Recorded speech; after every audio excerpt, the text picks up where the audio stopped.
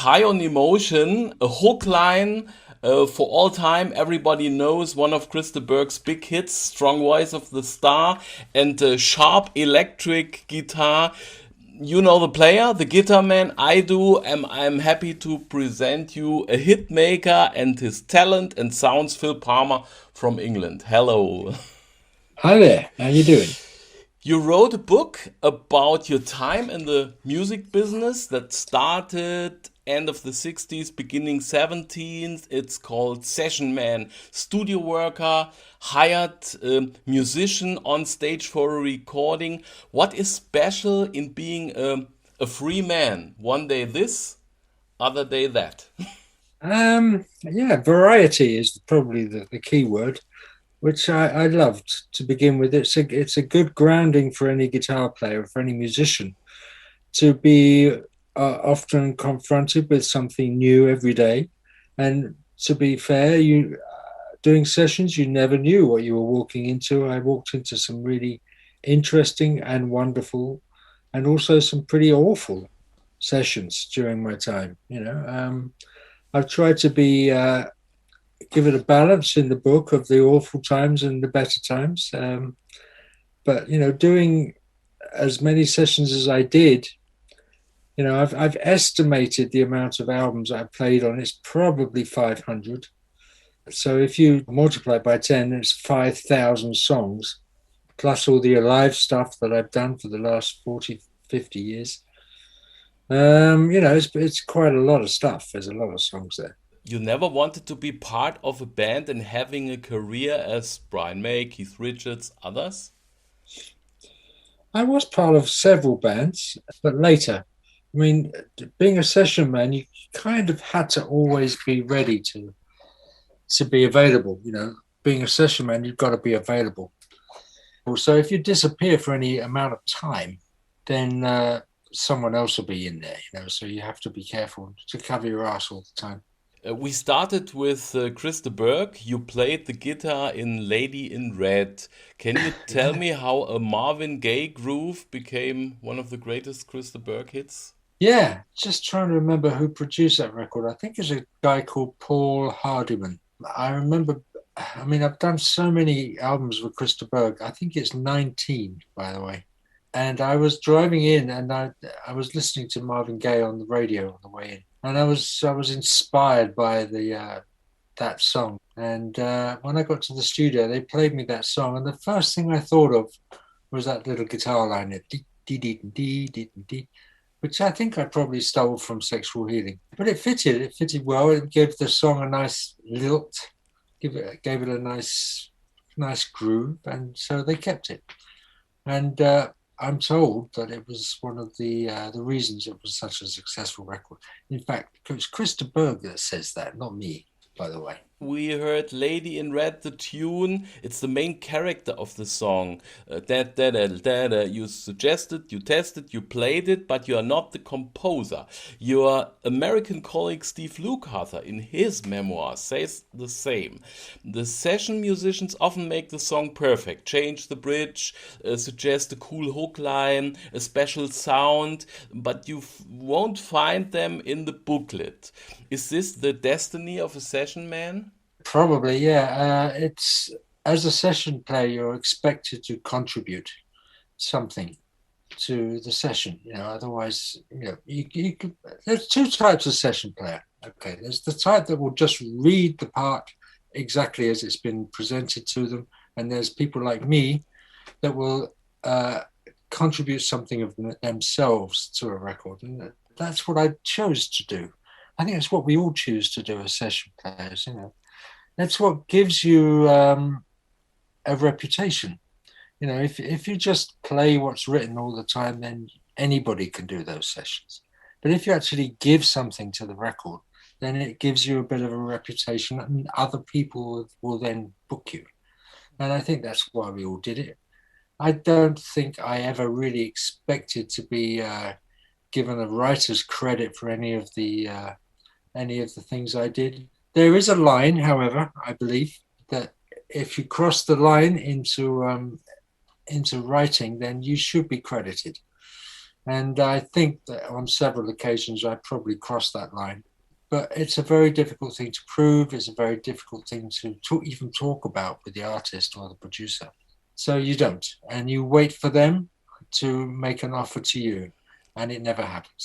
Yeah, but you should know the people who played it. Saxophone player Ravencroft got £20 for Baker Street, and this makes the Yeah, song special and unique. yeah, I agree with you. There's an example in my book, a guy called Herbie Flowers. He was a session bass player before me. In fact, he was doing sessions way back in the 60s. And he played on a couple of things, notably Walk on the Wild Side. And if you think about that and the bass part in that, it's pretty important. That's Lou Reed. And he also played on a track for David Essex called Rock On, which is a similar thing. It's fundamental to the groove of the track. And he never got a penny for it. He got a double session fee for doing it, I believe. And that was as far as it ever went. Sometimes a professional musician meets one of his own heroes. You were on tour with Eric Clapton, who was still famous when you were very young. How it was playing with Slowhand? It was an experience, a valuable experience. Standing next to Eric for 3 years, as I did, we did quite a few gigs. We did the Journeyman tour. We did a few big events in the UK, all over the world, actually. It was a learning curve for me. I was standing behind Eric or next to Eric on some occasions. You learn how he responds to an audience. You watch the audience response to him. I mean, it's a fascinating experience. Seeing someone that experienced that famous do his thing, and you're standing right next to him is quite a useful tool later on in my career. It became. At one time, you saved one of his solos. Can you tell this story? When I was, I think, 14, I learnt the solo from Badge, that lovely song that appeared on Goodbye Cream. And I was sat in front of my mother's record player when I was on the floor when I was 14, and I learnt it. It took a long time because the guitar, in fact, this is weird, but in fact, the guitar I learnt it on is over there in the corner. Let me just go get it. Yeah. It just so happens that I'm in quarantine in England at my sister's house, which is where this guitar lives. Oh, Turn the clock back to 1969, and there I was with this guitar. great. Sat in front of my mum's stereogram. This is a 12-string with 6 strings on it, and it's been like that for a long time.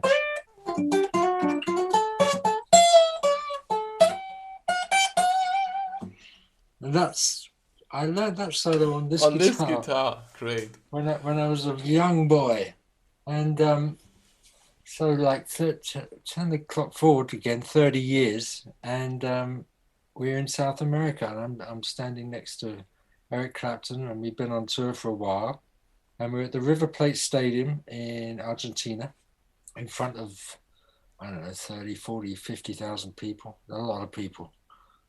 And during soundcheck, Eric had said, does anybody know the song Badge?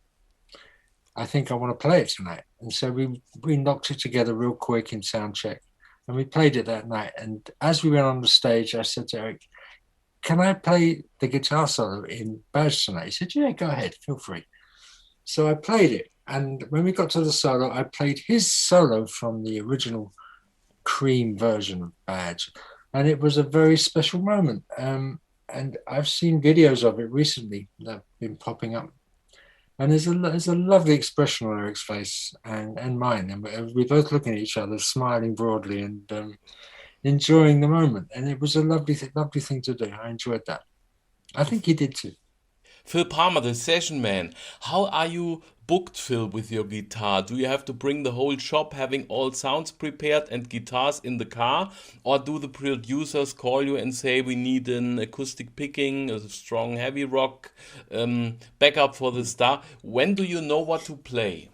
Initially, I had a station wagon. I had a car where I could fit 6 different guitars in and a couple of amps and the various pedals and things like that. And I just used to carry everything everywhere. That changed when amplifiers became more flexible.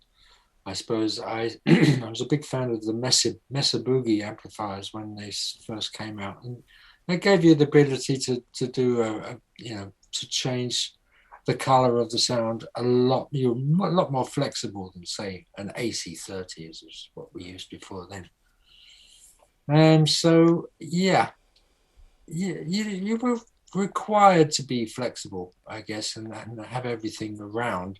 But as I became more well known, I suppose, more established, then people would book me to do what I did rather than the other way around.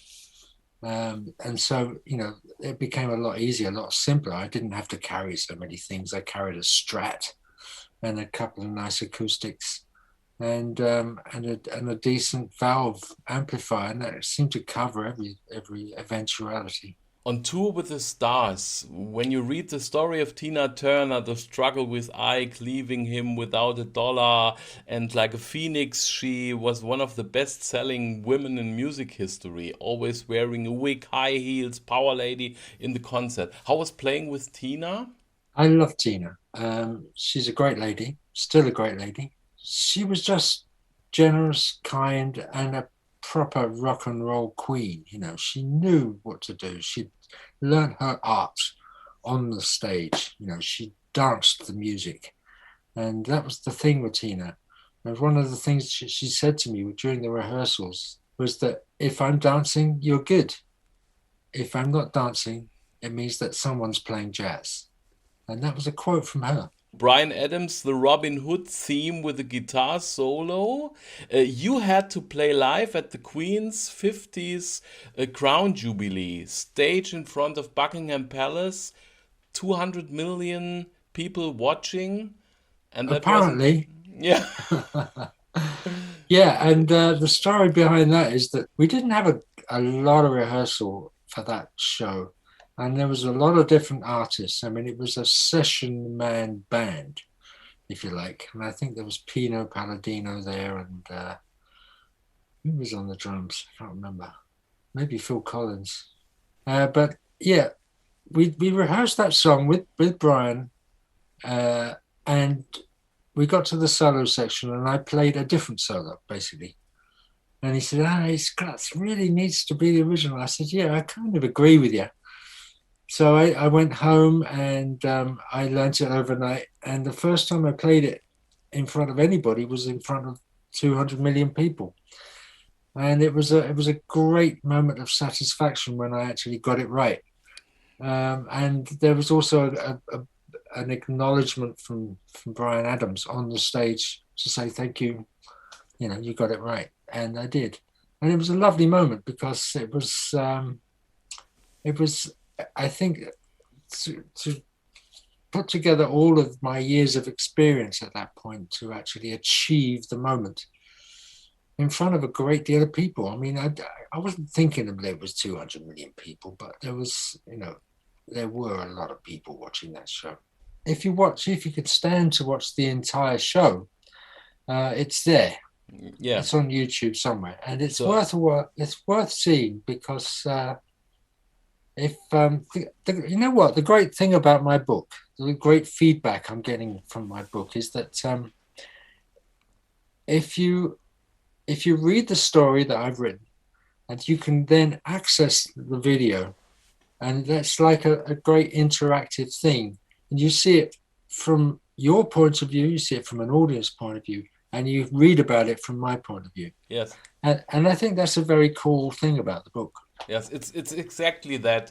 I read it in the evening in bed, and then I mark the music. And next day I go to YouTube and check and look or if I find it. So it's a nice thing. It's interactive. Yes, yes. Let's talk about rehearsals that make the show perfect. With the Dire Straits, the On Every Street tour, you had time to test and practice about 3 months for a show. Yeah, it's very long. it is long. If I consider that the rehearsals for Eric Clapton were 3 days, and that was enough. With a great band like Eric's band was, it was the best band in the world at the time, in my opinion. Allowed yourself spontaneity. Um, there's not a lot of spontaneity that goes on with Dire Straits, and that's because the arrangements are pretty much set in stone, and they're complicated and they're long, and there's a lot of dynamics. There's a lot of ups and downs. There's a lot of slowing down, run tandems. Now, the difficulty in rehearsing pieces like that is to get everyone. I mean, there were 9 people on stage with Dire Straits. So to get everyone to feel those run tandos and get those light and shade, those dynamics, it was the hard part. I mean, the songs are not that complicated musically. I say that with reservations because pieces like Telegraph Road is a very complex piece. It's a journey. The difficulty is to get everyone to feel the dynamics at the same time, and that's what took the time. And Mark Knopfler was special, no variations, no freestyle on tour, only as prepared. There's a paragraph in the book about that because he's in a difficult situation. Basically, the licks that became part of the legend of Dire Straits, he has to play. If he doesn't play them, then the audiences feel cheated. So what he did, and it's quite clever really, he wouldn't play the same thing every night, but he would incorporate the important sections. If you didn't play this in Songs of Swing, if you didn't play that in Songs of Swing, then everybody would go home, fuck off, So he had to play that. He had to incorporate that into the solos that he was doing. But it was quite clever, and he was able to vary the stuff around the important sections. Phil Palmer, you are the nephew of the Davies brothers, Ray and Dave, the Kinks. The real Gallaghers from Oasis, 2 brothers who had a lot of fight and struggle. You know the family. You find this often. Oasis, the Sherman brothers, the Bee Gees sometimes. You cannot live together, but your music is brilliant. Do you have an idea why family music is tricky? I don't think it just happens to be. Brothers are notorious for fighting. They just do. But being on the road, it can be quite a stressful environment, for relationships, for social behavior. You're on the road for years with a bunch of people that are not necessarily your friends, and so you have to find a social, a way to be sociable with everybody, and it's sometimes very difficult. And I understand why 2 brothers on the road might fight. I mean, 2 people on the road for a year or 2 might fight anyway. There's a very interesting piece of music history. It's about danger and probably an electric shock and the invention of heavy rock. Can you tell us the thing for us who are no experts in amplifying? What happened with these 2 amps? Yeah, but Dave was no expert either. He just had a wild and wacky idea. It found the sound. It found this funny little amplifier. It may have been out of a record player or something. I don't remember exactly. But it was distorted, and he turned it up, and it was. And he said, "I love that sound, but it just needs to be louder." And so he soldered a wire onto a part of the output of this funny little amplifier and put a jack plug on the end and plugged it into an AC30. And he had the same sound, but much, much louder. So, I suppose he invented the preamp and possibly heavy metal at the same time. And you can hear it in You Really Got Me. Joan Armatrading, Sheena Easton, Bob Geldof, you played for many British musicians, but you played in Germany as well, I found. Your studio work says Marius Müller-Westernhagen. Yeah. What was that? What was the collaboration with Marius? I don't remember much about it. I'm sorry. It was probably recorded in London.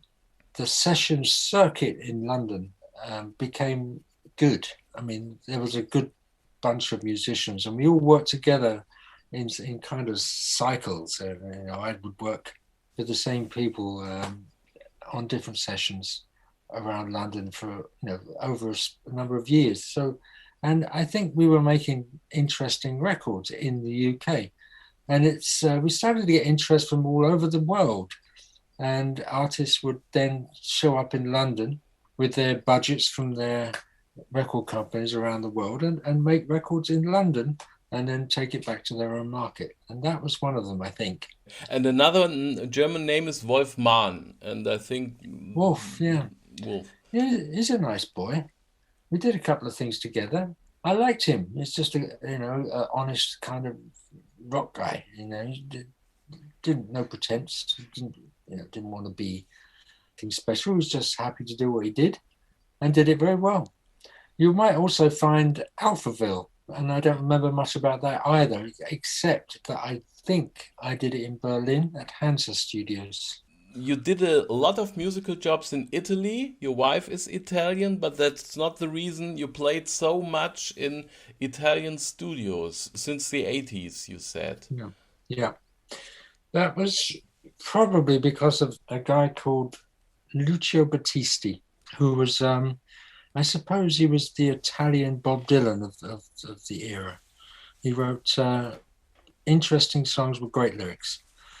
And it was the same deal as I just explained to you. People came to London to record their albums to go back home, and that was one of them. That was the first Italian one that I was involved in.